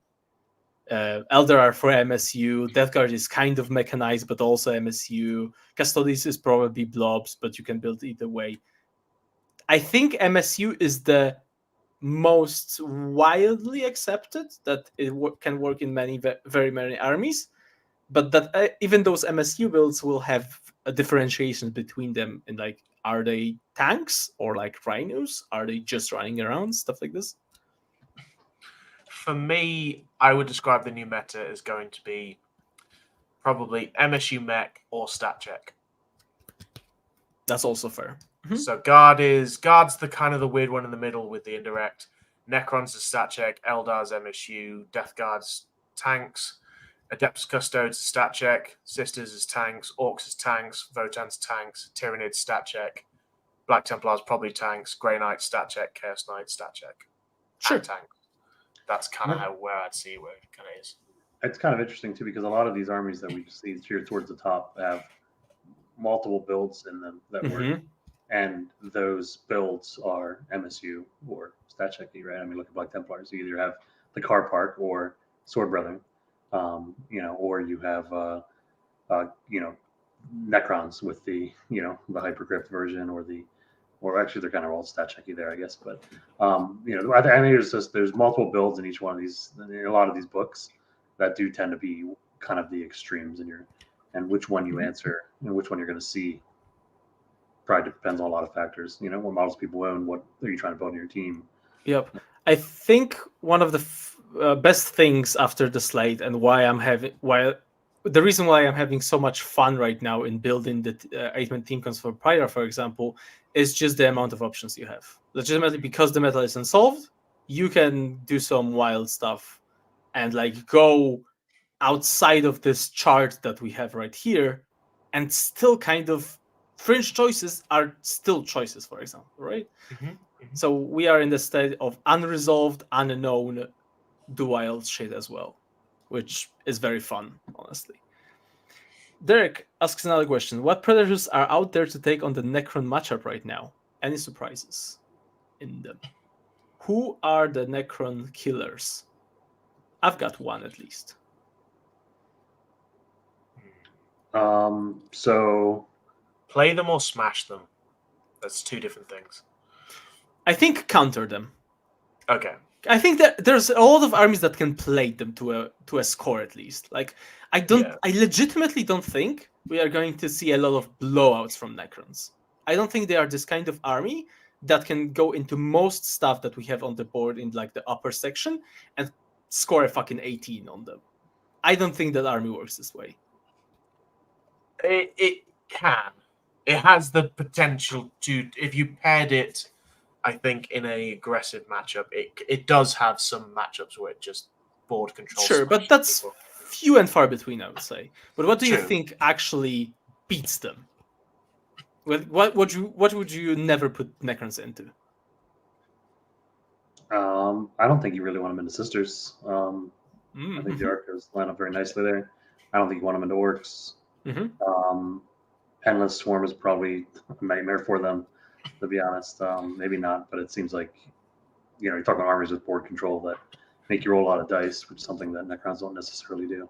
I mean, they have built that do, but I think Custodes can be very problematic for them. They've got a lot of good profiles. If you pick some of the choices in the Codex, I think they are incredibly well prepared to take on Necrons and kill them even. And they don't generally do shit into them. Like damage-wise, they struggle a lot. So you will slowly lose ground to the Custodes player most of the time. GK can play them to an extent. Oh, definitely. You just have to. It comes down to the Necron player. If he overstretches, you can just gang up on a side, collapse a flank, do that kind of shenanigans. And actually, the rest of the damage output coming back from Necrons when you got 2-up saves, cover, AOC, doesn't really do anything. But yeah, it's kind of one of those. I wouldn't say it's. I'd say it's a game. It's not like a comfortable game for them either way. I think the main takeaway for me right now is, whereas it was incredibly difficult to find a counter to things like CSM and Eldar previously, like you just took them and the best you could kind of do is put something that draws them. I think right now Necrons are definitely, if you put them down as like for First Defender, for example, there will be people will be prepared for them for sure, and there will be armies that can legitimately make Necrons players struggle to beat them. I think they are not unbeatable. I think in teams they have answers, as every single one of these armies does. I don't think there's a single army in the game right now that would just put fucking greens and yellows across the board. I think most of the armies. Dark Angels, honestly. Sure. Let's go with that. Yeah, it does feel, at least, even though we're looking at those 4 probably auto takes, none of them are as oppressive as that, say, like a Curse list or the Eldar list in its prime, or it seems like actually those are all somewhat playable. Guard Artillery is playable, sometimes it's really not. But yeah, I think that at least the meta's not ramshackled by a couple of lists now. Yeah, I think because there's no definite boogeyman except for maybe Garden Crons, I legitimately put them as the very top of the cream, but they both have answers still, which I love. I honestly love the situation where you don't have this problem of absolutely no way to counter an army. It's so frustrating, and I don't think that we are in that spot. We've got a super chat from Clown Mode for $20. Thank you very much for that. How would you use Votan and Foreman team with Necrons, Custodes, and Orcs? already there. I think Votan are quite like, do they need a specific role, especially in that team? I think they can be quite versatile. I think so too. I think there are a lot of things going for them. They're pretty board agnostic. They're pretty matchup agnostic. They don't have really matchups that are just awful anymore. Possible except for maybe still Veldar. I don't know if that's still true. I think they're generally fine. I mean, so when I played Votan, they were always really good at killing the Incarn, which means they're probably pretty decent at killing Catan. Yeah, I think Hearthguard are excellent Catan killers, and I think that's one of the armies that can also at least stop Necrons. I don't think Necrons are very comfortable into that. I don't think they might necessarily lose it outright, but if you need something to, for example, stop it, or like make sure your other players don't get Necrons, I think Votan are a fine army to throw into that. You need to also remember, if you are playing Foreman teams, you are very limited in your choices naturally, right?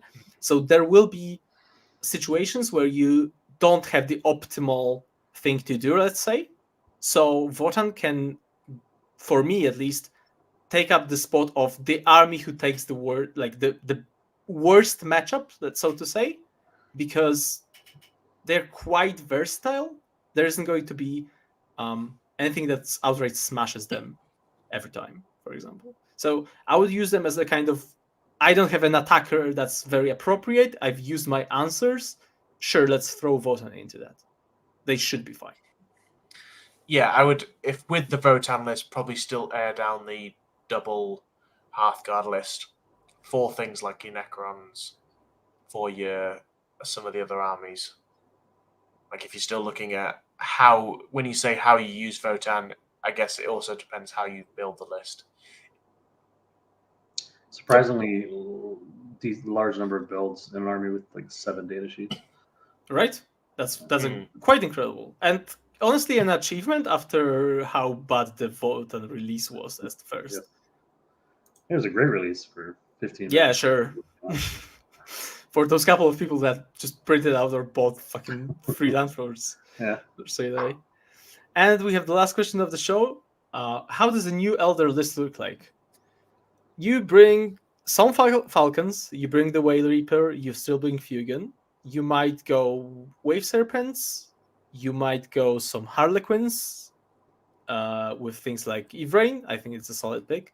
You might still bring Incarn. It's worse. It's definitely worse, but I don't think it's bad.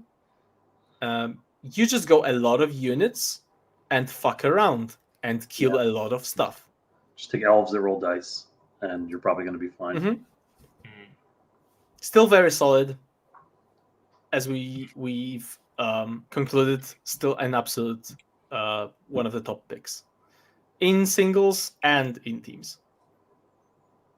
If you want to see an Elder list like ideas, look at Liam's list from last week. I don't think that list changed almost at all. Nothing changed.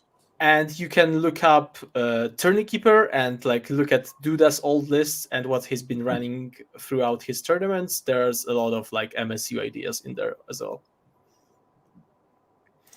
All right. And that was our last question. Thank you so much for this. We've gotten a little long, but there was a lot of topics, and tier lists usually do that to us. But thank you for sticking out. Thank you for everybody watching, and it's been a pleasure. Next one, I think we've already established that we will be skipping the 21st. So in 2 weeks, you won't be seeing us live. Instead, what we will do is bring on Ines and Anthony on the 28th of the month is called February. Thank you. My brain is not working anymore. And we will be talking Pyra extensively after the Pyra with all secrets out, with all the questions answered, and our thoughts about the tournament, about the meta, and about what we didn't expect and what worked out and what didn't. So it's going to be a super exciting episode, and join us then in 3 weeks. Thank you so much for watching. Thank you guys for being here. Thank you, Brian, for joining us for this one. Yep, thank you, Brian. Thanks for having me on, guys. Pleasure, and see you at the next one. Goodbye.